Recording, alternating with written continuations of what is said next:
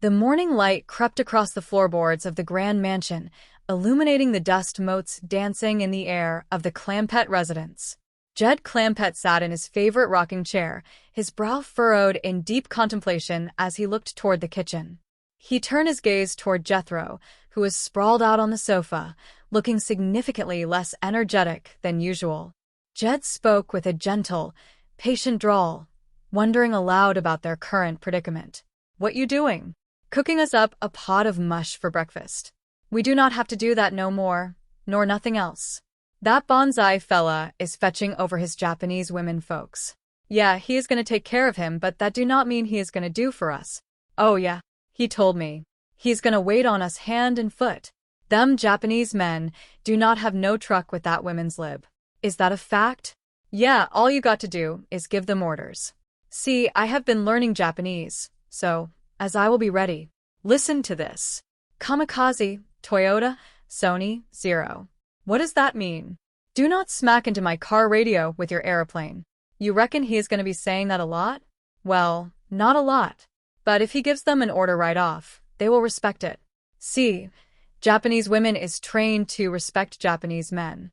But you are not a Japanese man. With me speaking her language so good, how is he going to know?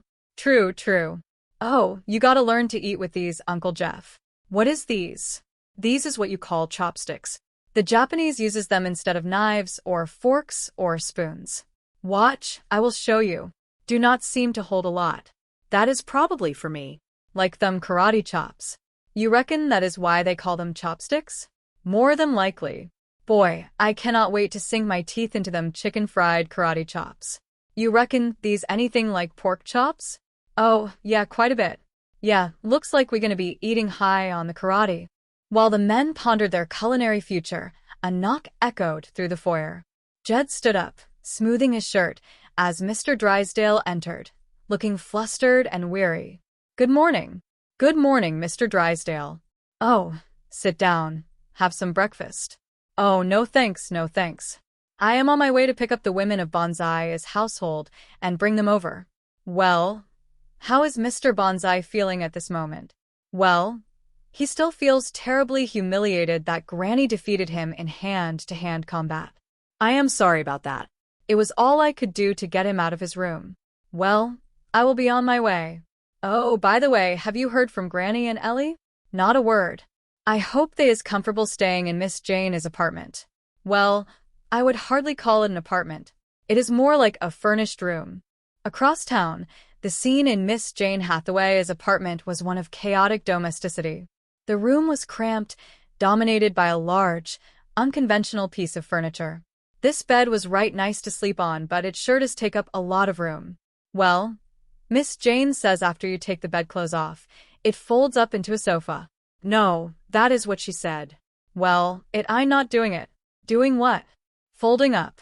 Granny, I think we have to help him. Let us see. Well, I will be swished. What will they think of next? Oh, Bessie, you got your dress all dirty climbing on that fire escape. Now let us see your hands. I was afraid of that. Now let us go get washed up. We will be having breakfast quick as Miss Jane gets back. All right. You could sleep 6 on this thing. Crossways. Good morning, Bessie. I hope my landlord does not see you. Morning, Miss Jane. Oh, good morning, Ellie. Sorry it took so long getting your breakfast. Your kitchen sure must be a long ways from your bedroom. About 3 blocks. Where is Granny? Well, she was here a minute ago. Must have stepped out. I did not see her in the hall. What do you want, Bessie? She is probably hungry. Here is your breakfast, Bessie. I thought they liked bananas. They did. Bessie is trying to tell us something. What is it, Bessie? I think there is something inside the couch. Well, let us see. Granny, how in the world are you all right? Of course I am all right. The dog touched this bed. I lay down on it, and it gobbled me up. I am terribly sorry. I have never done that before. Have some coffee, and you will feel better. By the way, Miss Jane, where did you sleep last night? In the Murphy bed. Oh, I am sorry you had to go and stay with friends. No, no, no, no, no. It is in the wall. Come on, I will show you. See? You sleep standing up? No, no, it comes all the way down. I declare I never did see so many clever beds. Well, we will need them all when the other girls arrive. Oh, it is Helen. I told her to come up the fire escape. My rent here is based upon occupancy by one person only. Welcome, Helen. Cheers, everyone. I will need some help with my luggage. I will give you a hand. Me too. Bessie, I not never seen anything like these city beds. They sure are space savers. I reckon Miss Jane and Helen will share this one. I sure hope it is as comfortable as Ellie is and mine. I not bad at all. Thanks awfully, Ellie. Yeah. Thanks, Melvin. You are welcome. I thought Granny was here. She was. Granny? Jane here. Bessie is trying to tell us something again. I wonder. Miss Jane, if it will not hurt your feelings, I think I will sleep on the floor tonight. Back at the mansion, Mr. Drysdale arrived with the promised guests. And here they are, Mr. Clampett, the lovely ladies of Bonsai's households, and her flowers of the Orient. This is Mr. Clampett. Howdy, ladies. Mr. Bonsai, your women folks is here. You speak English? Amiko does. We have great pleasure to be in the honorable house of Clampett son. What did she call me? Clampett son. That is a Japanese title of courtesy. They set great store by bound, do not they? Yes, and extremely polite. Oh, I almost forgot about their luggage. I will give you a hand. Hurrah, ladies. Me Jeffro. Uncle Jeff. Big Hiraberry. But me, international fray boy. You wear a karate suit. Sure, I just cannot wait to have me a karate chop. You want a karate chop? I sure do, and right away. Please, do not ask for a karate chop. But that is what I want. And the sooner, the better. See you later, Mr. Grindingham. Thank you. What are they so excited about? You are not supposed to do things for them. From now on, they will do everything for you. Oh. Well, take them upstairs. Tell them to take any room they want. We have plenty of empty ones. Go ahead. What is the matter, boy? Did you fall over the rail? No. I asked them girls for a karate chop, and one of them slugged me. In the apartment, the atmosphere was thick with the tensions of a newfound movement. Welcome to Women is Live, headquarters girls. Thank you. Come in. Granny, Ellie Mae, Susie, and Betty. Hi. Now, you can hang your clothes in the closet as soon as Helen is through taking a shower in there. She is taking a shower in the closet? Well, it is too small to be called a bathroom. We hang our clothes in the bathroom? Well, you could also call it the den, the laundry room, the kitchen, and the spare bedroom. Bedroom? Yes, we are so crowded here. I am afraid somebody will have to sleep in the tub tonight. Miss, by the way, I cannot take my shower. There is a furry animal splashing about in the bathtub. Oh, do not be alarmed.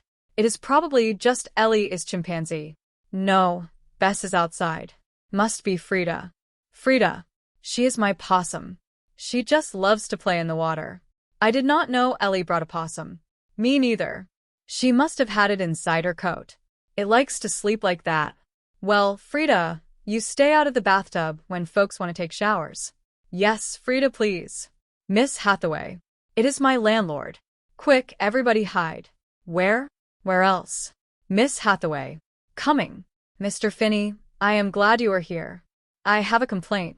So am I. I heard a lot of voices in here. You most certainly did. It was the television set. You have not got a television set. Well, that is my complaint. The walls here are so thin that the set next door sounds as though it is right in this room. I do not hear anything. Of course not. I made them turn it off. I believe I will take a look in there. Oh, good, good. I hope you brought your tools. There is at least half-day's work in there. What? Yes, the faucet leaks. The tub is stopped up. The shower does not work. The paint is peeling, and you have got to replace that worn flooring. It is dangerous. Well, I will tell you what I will do. I am doing apartment 16 right now, but I will put you right at the top of the list. Mr. Finney, that is another thing. The neighborhood children peer in at me all the time. Go away, you naughty child. Go on, go on. No, I did not get a very good look. But that has got to be the ugliest kid I ever saw. Well, Mr. Finney, The situation is becoming quite intolerable. Ugly children, faulty plumbing, thin walls. What was that? I am glad you were here to see that with your own eyes, Mr. Finney. Oh, I was not. What did I see? Well, unless prompt action is taken, I shall be forced to call the Department of Health and Sanitation about the mice in this building. That was a mouse. Oh, what else? I never saw a mouse look like that. Perhaps it was something worse. I had better call the Board of Health. No, that is okay. It was a mouse. Well, Mr. Finney, what do you intend doing about it? Well, I have got a cat. Now, would not stand a chance against a thing like that. Goodbye, Mr. Finney. Excuse me. Is Biddles almost ready? Biddles? Well, yeah. Food. You know, as we say in Japanese, lunch. Oh, yes. Anything special you would like. Well, I not gonna ask for no more of them karate chops. I know you get uptight about that. But there is something else I heard of that I would like to try. What is it? Judo roll. You want a judo roll? I sure do. You see, I am an international playboy, and I rocks the experiment. Please do not ask for a judo roll, but that is what I want. Heck, fire. I thought you folks were obliging. That is wrong, son. Judo roll is not for ordinary persons. But I am not ordinary. I want to try everything. Now, come on. Let me have it. Ah. What happened to you this time, boy? I will tell you something, Uncle Jet. Them Japanese is real polite. If you ask for some of them special biddles, then they beat the tar out of you. Later, the women prepared a feast that defied conventional city culinary standards. More visits from the landlord. Girls? No. You scared him away for a while. Helen, what in the world are you doing? I am getting some charcoal burning in this barge here. Well, that is purely a decorative piece. Well, Granny wanted to make us a hot meal, and that is the only thing we could find to cook on. Oh, there is no cooking in this apartment. But where is Granny? She and Ellie went out shopping for some victuals. That is food. Yes, I know. Let us try it, Miss Hathaway. This charcoal is smokeless, and I am simply perishing for nice, hot London grill. Well, if I know Granny is victuals, they will in no way resemble a London grill. We back, girls? Well, you see what all we got. You're gonna have a feast fit for a king. For a queen, Granny. Remember, this is Women is Lib headquarters. Let's not exalt the male image. What did you bring? I am starving. Listen to this and let your mouth water. Salted down sow belly owl gizzards, ground hog sausage, pickled catfish heads, and tenderloin, a badger and gopher gravy. I do not believe this. That I not all. Tell them what we got for dessert, Ellie. Pawpaws with sorghum syrup, hedge apple turnovers and pulp wheat pudding, and a nice, ripe goat cheese. What kind of market sells things like that? You cannot get those kind of delicacies in no market. We went by home and sneaked into the root cellar. Yeah, and we peeked through the window, and we seen Jed and Jethro, and they were having a miserable time. Jethro had done fine from hunger. Yeah, he was laying on the floor in his underwear, and Jed had to help him to stand up. It will not be long before they will be yelling and screaming for us to come back home. But we're gonna let them keep suffering until they knuckle under the Women is Lib. Well, I better get after the cooking. Where is the stove? Well, fortunately. Unfortunately, I do not have a stove. I started a fire in Miss Hathaway's brazier. Where? Right here, in her brass brazier. Miss Jane, I hope you don't put that thing on hot. Meanwhile, back at the mansion, the cultural exchange continued with Jed attempting to navigate the complexities of his new living arrangement. Miss Miko, I never wore nothing like this before. It is mighty fancy for an old weed bender like me. No, Clampett-san. You look very handsome. Very handsome. Please. Well, what if I was to spill victuals on it? You have no worry. You will spill. Miko clean. You girls sure is a blighter. Our pleasure to serve, man. Please to be seated. Is that an eating table? Yes. Looks like somebody has sawed their legs off. No. It is a Japanese table. You sit. Well, can I better wait for the others? No, Clampett-san, head of household. Please to be seated. And have a sip of sake. A sip of what? Sake. Our native wine made from rice. You taste. Japanese, white lightning. Please to be seated. Miko will entertain while you wait. Hot dog. Sure does smell good in here. How soon is Vittles?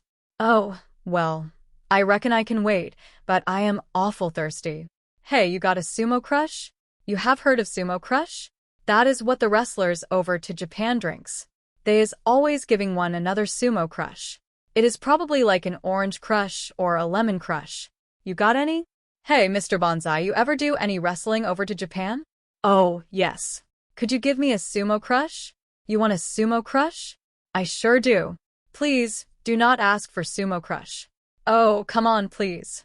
You insist? Yes, sir. We step outside. It is better for sumo crush. I sure do appreciate this.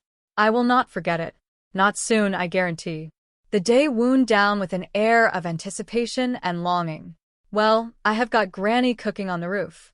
I don't think the landlord can smell it up there. I hope she does not set the building on fire. Oh, no danger. As soon as you are finished with your laundry, come up and have lunch. We are eating on the roof? Believe me, Betty, Granny is cooking is best eaten out of doors. I will get it. Who are you? Who are you? I am the landlord. Helen, guess who Miss Hathaway has for a landlord? Who? Cary Grant. Oh, Mr. Grant. You are even more handsome off the screen than on. Does not that gray hair make him look distinguished? Divine. And those eyes. Those sexy eyes. They simply melt a woman's heart. Oh, Mr. Grant, you are my favorite star. My star of stars. Mine, too. Might I ask you to autograph my slip? Who do you girls think you are kidding? I beg pardon? I do not look anything like Cary Grant. You know it. Well. Gregory Peck. Yes. Give this to Miss Hathaway, will you? What is it? It is a trap for her mouse. Excuse me, girl, there is a phone. Oh, no, compensate. I will get it. Clementine speaking. Hello, Jed. This is Granny. Are you suffering? Oh, yeah. Yeah, I sure am. Are you ready to knuckle under and give in to the women's lib? Have you learned your lesson? Well, Granny, not yet. I think I ought to suffer a couple more days. Yeah, let us stay in touch. Do not call me, I will call you. Bye. Well, now it is time to say goodbye to Jed and all his kin. They would like to thank you folks for kindly dropping in. You are all invited back next week to this locality to have a heaping helping of their hospitality. Hillbilly, that is. Set a spell. Take your shoes off. Do not come back now, dear. This has been a Filmways presentation.